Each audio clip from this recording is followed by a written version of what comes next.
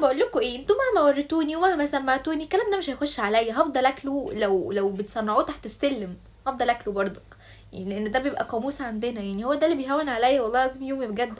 اخر اليوم كده كيس الشيبسي في ايدي، ياه متعه متعه. حاجات حلوه كده لو بتتصنع فين هاكلها برضك.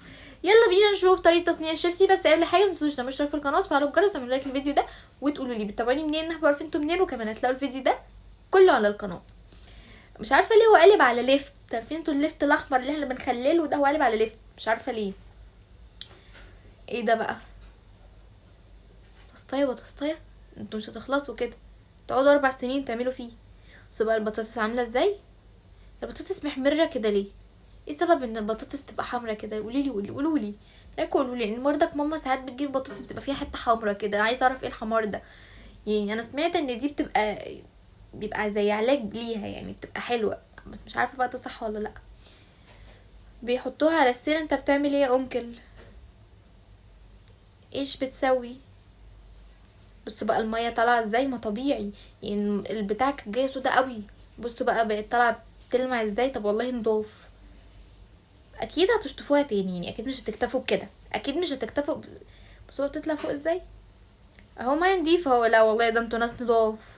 طب ممكن تبعتولي كرتونة، انا هاكل من ايديكوا عادي. بصوا بقى الشيبسي.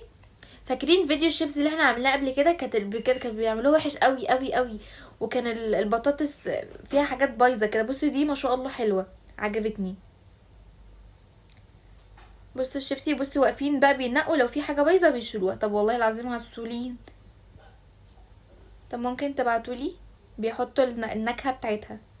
ده الطعم ايه ده؟ القوطه. اكيد طعم الطماطم بتبقى حمرا كده. بنجيب الشيبسي الطماطم بيبقى احمر كده. اكيد ده بالطماطم يعني. دي بتعمل ايه دي بقى؟ بتلف كده، بتعمل ايه دي؟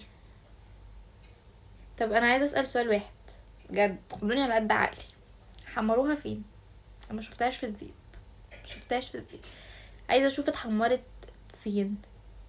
ممكن تكون دي هيلسي مثلا وعامله زي الان فراير. ممكن يعني الاير فراير بيحمر الحاجه كده، تبقى حاجات هيلسي كده. فممكن يكون ده المكنه زيها زيها اه.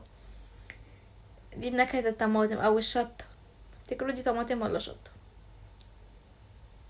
في واحده بايظه انا لسه عماله اشكر فيكو. بس مش مشكله يعني، احنا بنجيب شيبسي كتير قوي بيبقى بايظ يعني. وريني بقى الكيس. ايه ده؟ بتحطوا 3 في الكيس؟ ما تكتروا شويه، ما شاء الله الشيبسي كتير اهو. ما حطوا شويه كتار.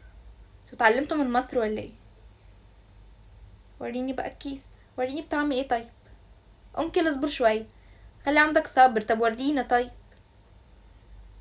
يا انكل اصبر. مقدرشوش. قولولي انت بطعم ايه. طب مفيش حد هيمسك الكيس؟ طيب يوريني. انت بتوريني الكرتون، انا عايزه الكيس من جوه والله. ودوها على العربيه والله يعني، انا كده مش هشوفه. مش هشوفه هو بطعم ايه. ماشي شكرا. اصلا الاتمام ما بتطلبش.